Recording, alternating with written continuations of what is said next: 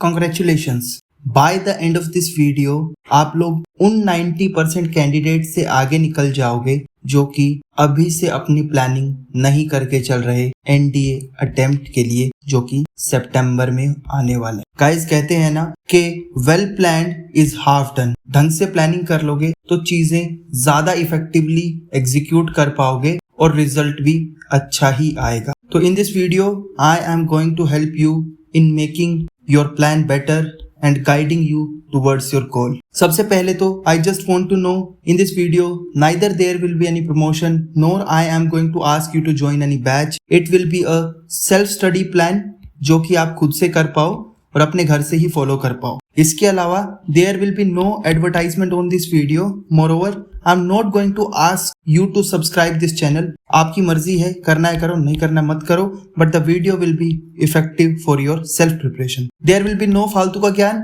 सिर्फ पढ़ाई की बातें ही हम लोग करने वाले हैं। भाई मैं आपको बताने वाला हूँ कि इफेक्टिव शेड्यूल क्या हो सकता है इन दिस ट्रेनिंग पीरियड, आपको कैसे चीजें ढंग से फॉलो करनी है, कहाँ से पढ़नी है, मैं कैसे हेल्प करूंगा, और जब आखिरी में प्रैक्टिस करने की बात आएगी तो बिना पैसे के आप कैसे प्रैक्टिस कर सकते हो। After all this is a self study plan and I am trying my best to mentor you for free.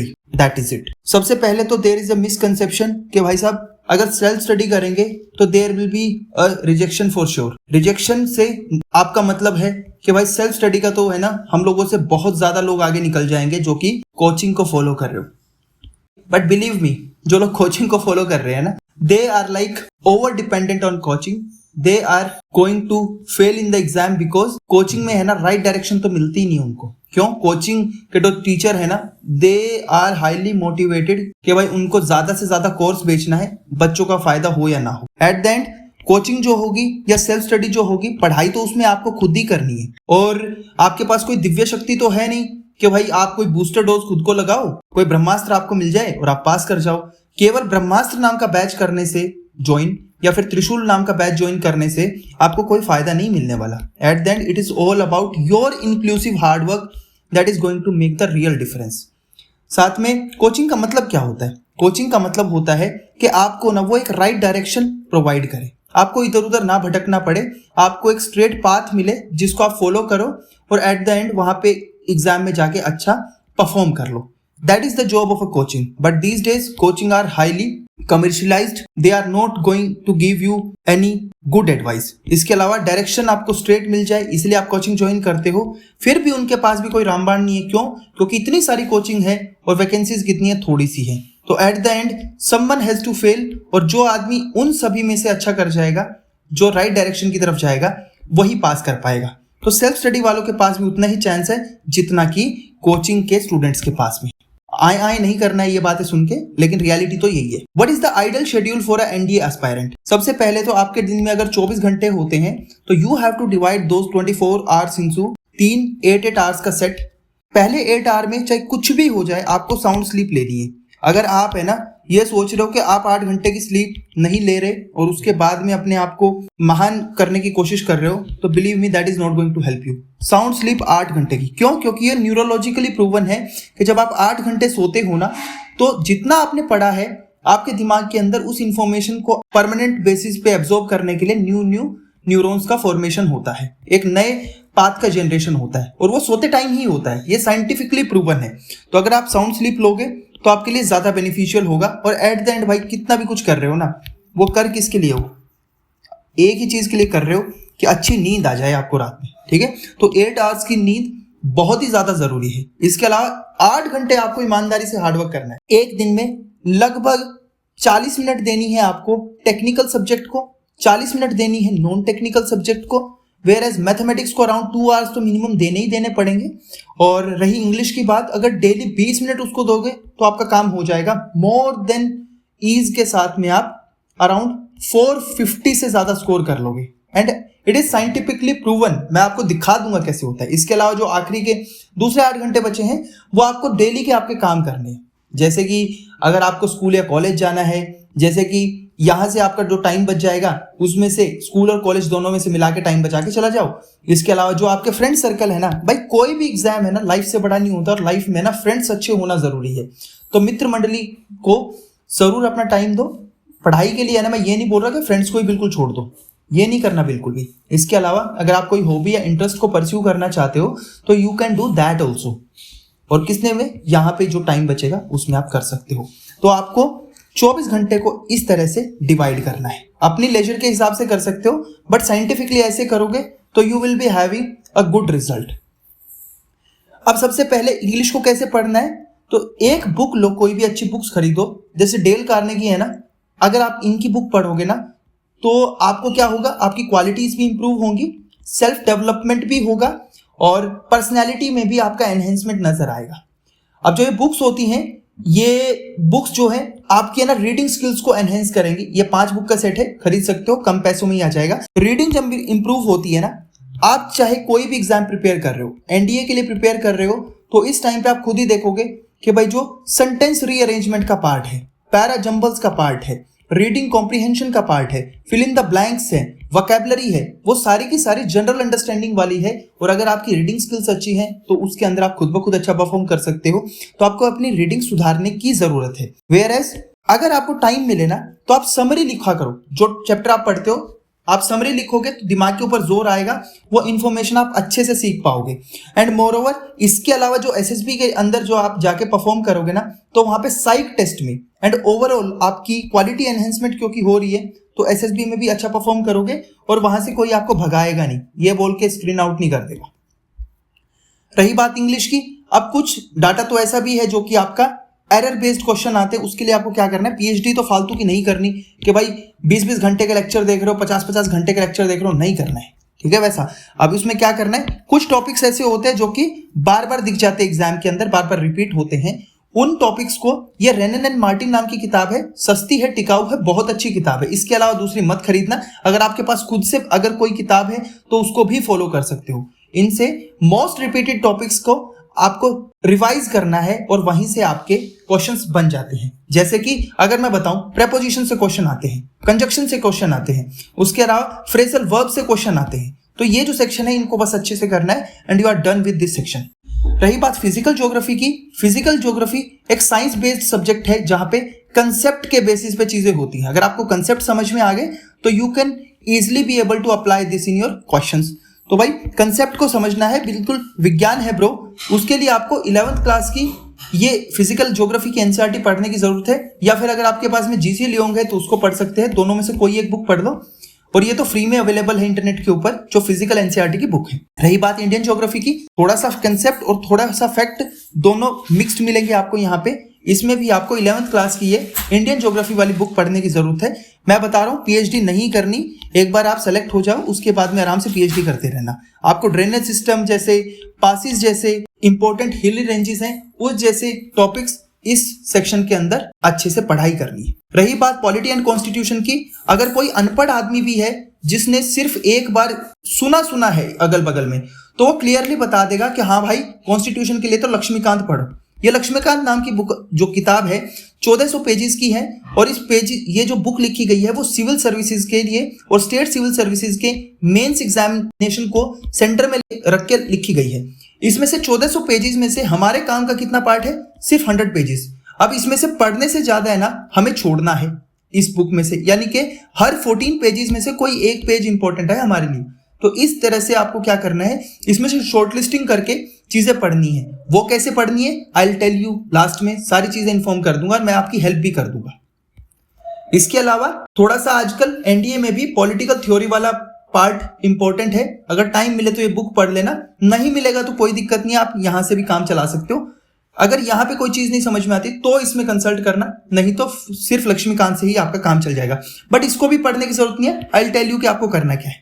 Where as ancient history के लिए आपको है ना कुछ सेलेक्टिव चीजें पढ़नी है, और सेलेक्टिव चीजें जो हैं वो पीवाईक्यू पे बेस्ड है। पीवाईक्यू अगर आप ढंग से एनालाइज कर देते हो, और ये भी मैं आपके लिए करके दे दूंगा, टेंशन मत लो, that is my responsibility, I will do that for you. अब रही बात इंडियन हिस्ट्री की, इंडियन हिस्ट्री की थीम्स का पहला पार्ट आप पढ़ सकते हो। अगर ये नहीं पढ़ पा रहे हो तो ये जो लूसेंट की ज्योग्राफी है, यहां से आप इन पीवाईक्यू बेस्ड क्वेश्चंस को या पीवाईक्यू बेस्ड इंपॉर्टेंट टॉपिक्स को यहां से पढ़ाई कर सकते हो, और आपको है ना ये मैक्सिमम टॉपिक्स यहीं से कवर हो जाएंगे। अगर जो आएगा तो आपको आएगा, और अगर कोई अतरंगी चीज आ गई तो किसी को भी नहीं आएगी, तो टेंशन मत लेना उस चीज की। रही बात मेडाइवल हिस्ट्री की, मेडाइवल हिस्ट्री में थीम्स का पार्ट 2 और यहीं से जो लूसेंट नाम की किताब है, ये पीले रंग की येलो बुक, यहां से आपकी सारी चीजें कवर हो जाएंगी। ये दोनों पढ़ने की जरूरत है और यहाँ पे भी आपको सब याद आ जाएगा एग्जाम के अंदर, टेंशन मत लेना, मोर देन सफिशिएंट है ये दोनों बुक। रही बात मॉडर्न हिस्ट्री की, मॉडर्न हिस्ट्री में आपको इंडियन नेशनल मूवमेंट को डेप्थ में पढ़ना है। उसके अलावा जो सोशियो कल्चरल मूवमेंट होते हैं, बेसिकली अंग्रेजों के आने के बाद में, कॉलोनाइजेशन के बाद में इंडिया के अंदर क्या क्या चेंज आए, तो वो सारे चेंज हैं जो आर्ग्यूमेंट वाले चेंज हैं और सोशल चेंजेस है, वो तो इस बुक के अंदर गिवन है। अच्छी किताब है, टाइम मिले तो पढ़ लेना, नहीं तो ये बुक जो है येलो बुक, ये तो आपको करनी ही करनी है, मोर देन सफिशिएंट है, यहां से हो जाएगा। आर्ट एंड कल्चर सिलेक्टिव तौर पे आता है तो यहीं से कवर हो जाएगा, लेकिन यहां से कवर होने के बाद में अगर आपको फर्दर आगे की पढ़ाई करनी है तो इन 2 एनसीईआरटी बुक्स को भी आप कंसल्ट कर सकते हो, आराम से आप लोगों का काम बच जाएगा। Whereas if you will go for the economy, आजकल इकोनॉमी से काफी ज्यादा क्वेश्चंस एग्जाम के अंदर आने शुरू हो गए हैं और मैं रियलिटी बता रहा हूं, मुरनाल सर के वीडियोस है ना, वो यूट्यूब पे फ्री में अवेलेबल है, वहां से आपकी सारी चीजें कंप्लीट हो जाएंगी, but that is for UPSC, तो उसमें से कुछ शॉर्टलिस्टेड वीडियोस आपको कवर करने की जरूरत है। साथ ही साथ में उनके हैंडआउट्स हैं एंड वो बिगनर लेवल से एडवांस लेवल के लिए लिखे हुए हैं, तो अगर आप उसको कर लेते हो तो मोर देन सफिशिएंट है। उससे बाहर से मुझे नहीं लगता कि कोई क्वेश्चन बनने की पॉसिबिलिटी है। मैं लिख के देता हूं कि आपका सारी चीजें ना यहाँ से कवर हो जाएंगी, बट इसमें भी आपको पढ़ने से ज्यादा छोड़ना इंपॉर्टेंट है, वो भी मैं बता दूंगा क्या छोड़ना है क्या पढ़ना है। अब रही बात बायोलॉजी की, बायोलॉजी में आपने गाना सुना है ना कि बीड़ी जलाई ले जिगर से पिया, जिगर में बड़ी आग है। तो भाई जिगर में कब आग लगती है, कैसे हमारा डाइजेस्टिव सिस्टम काम करता है, कैसे बॉडी काम करती है, जियोलॉजी के कंसेप्ट, बॉटनी के कंसेप्ट, ये सारे कंसेप्ट हम लोग कहाँ पढ़ते हैं, अपनी बायोलॉजी के सेक्शन में पढ़ते हैं। 9th एंड 10th की एनसीईआरटी इंपॉर्टेंट है, लेकिन आजकल 11th और 12th से भी कुछ टॉपिक्स एग्जाम के अंदर आने शुरू हो चुके हैं, तो इनके भी कुछ सिलेक्टिव टॉपिक्स हमें कंप्लीट करने हैं। वेयर एज जब बात होगी फिजिक्स की, तो भाई हम लोग फिजिक्स में नेचर कैसे साइंस में काम करता है, कैसे हमारी फिजिकल साइंसेस काम करती हैं, उसके बारे में देखते हैं। 9th 10th की एनसीईआरटी बेस है, लेकिन काफी ज्यादा क्वेश्चन 11th एंड 12th से आते हैं। 11th एंड 12th को तो बहुत ज्यादा एप्लीकेशन बेस्ड क्वेश्चन आते हैं, जो कि 9th 10th में तो गिवन ही नहीं है। बट ये जिम्मेदारी भी मेरी है कि भाई मैं आपको कैसे इसमें आपकी हेल्प कर दूंगा, तो बता दूंगा मैं लास्ट में कैसे हेल्प करूंगा आपकी। वेयरएज जो केमिस्ट्री वाला सेक्शन है ना बच्चों, केमिस्ट्री वाले सेक्शन के लिए भी बेस तो बनेगा 9th 10th की एनसीईआरटी से, लेकिन कुछ सेलेक्टिव टॉपिक्स है जो कि 11th 12th से आप लोगों को पढ़ने हैं। तो भाई स्कूल में ऐसा होता था ना कि धुआं धुआं कर देते थे, एक केमिकल के अंदर दूसरा केमिकल मिला के, तीसरा केमिकल मिला के, तो यहाँ पे भी धुआं धुआं ही करना है, लेकिन एग्जाम के अंदर अच्छा परफॉर्म करके। वेयरएज इकोलॉजी से कुछ स्टेटमेंट बेस्ड क्वेश्चन आ जाते हैं, तो उसके लिए कुछ सेलेक्टिव टॉपिक्स आपको कवर करने हैं 11th एंड 12th क्लास के, और 9th एंड 10th के जो लास्ट के कुछ टॉपिक्स हैं, लास्ट के 2-3 चैप्टर्स है, वो कवर करेंगे तो मोर देन सफिशिएंट है, उतने में अपना काम हो जाएगा। लेकिन कितना करना है कितना छोड़ना है वो मैं बताऊंगा, ज्यादा दिमाग मत लगाना, नहीं तो चीजें आपके अगेंस्ट में चली जाएंगी। वेयर एज रही बात मैथमेटिक्स की, वेल मैथमेटिक्स में है ना एनसीईआरटी जो बुक्स होती हैं, एनसीईआरटी बुक्स के बेसिस पे कम से कम 50% पेपर आ जाता है, एंड ये किसी को पता ही नहीं है। मैक्सिमम लोगों को लगता है कि हाँ भाई मैं एडवांस कर लूंगा तो मेरा काम हो जाएगा। अरे यार जो बेसिक कंसेप्ट अगर आप नहीं समझोगे ना, तो ये एडवांस आपका घंटा कुछ नहीं बिगाड़ने वाला, कोई हेल्प नहीं करने वाला ये। तो सबसे पहले तो अपने जो बेसिक बुक्स हैं इसके अंदर से चैप्टर्स के क्वेश्चन सॉल्व करो, और वही क्वेश्चन जब ये टॉपिक आप अच्छे सॉल्व कर लेते हो ना, यूट्यूब का भी यूज करो आपकी नॉलेज को और आपके बेस की क्वालिटी को एनहेंस करने में। ये टॉपिक करने के बाद में PYQ से दोनों में से कोई भी बुक खरीद लो, आपको हेल्प कर देगी, वहां पे ज्यादा से ज्यादा क्वेश्चन सॉल्व करो।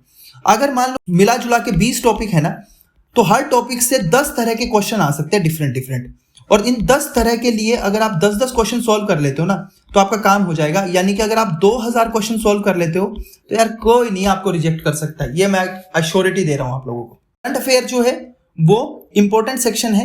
आजकल करंट अफेयर के कुछ चेंज नजर आया है। कुछ इंपॉर्टेंट करंट अफेयर तो आपको प्रतियोगिता दर्पण से करने हैं, कुछ important selective topics. Whereas Vision IAS के अंदर से भी आजकल हमें डेप्थ में करंट अफेयर जो कि स्टेटमेंट वाइज होते हैं, इंटरनेशनल रिलेशन बेस्ड, वो यहां से नजर आते हैं। ये मत बोलना कि हमें रिश्तेदारी नहीं करनी, जो ये लोग न्यूज में है, भाई रिश्तेदारी किसी को नहीं करनी, बट एग्जाम के अंदर अच्छा तो परफॉर्म करना ही है।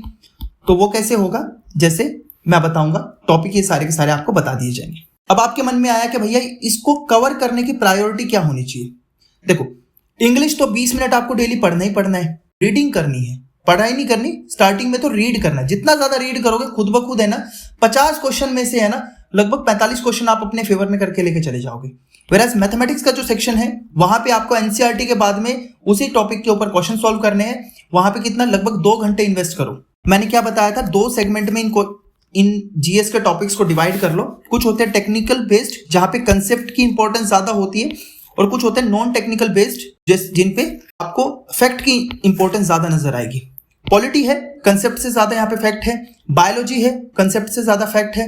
मॉडर्न हिस्ट्री है, कंसेप्ट से ज्यादा फैक्ट है। इन्वायरमेंट है, कंसेप्ट से ज्यादा फैक्ट है। और एंशिएंट, मेडिवल एंड कल्चर, तीनों को मैंने इकट्ठा लिख दिया, यहाँ पे भी फैक्ट ज्यादा है। Whereas chemistry, physics, economy, science and tech और ज्योग्राफी होता है, इसके अंदर कंसेप्ट ज्यादा होते हैं और फैक्ट कम होते हैं। तो कंसेप्ट को ज्यादा समझने में जोर लगाना है। इसमें से आप एक दिन में 2-2 सब्जेक्ट को इकट्ठे पढ़ो। आप अपने हिसाब से कोई कॉम्बिनेशन बना सकते हो as per your choice and your level of understanding. Choice बनाओ और उसको अप्लाई करो। That will be more better for you, that will give you some fruitful result. तो ये याद रख लेना। वेरएज जब रिवाइज करना है जीएस को, तो जीएस को रिवाइज करते हुए क्या करना है, इंग्लिश तो 20 मिनट डेली की रीडिंग करने की हैबिट बना लो। अपने आप आपके 45 क्वेश्चन सही हो जाएंगे वहां पे।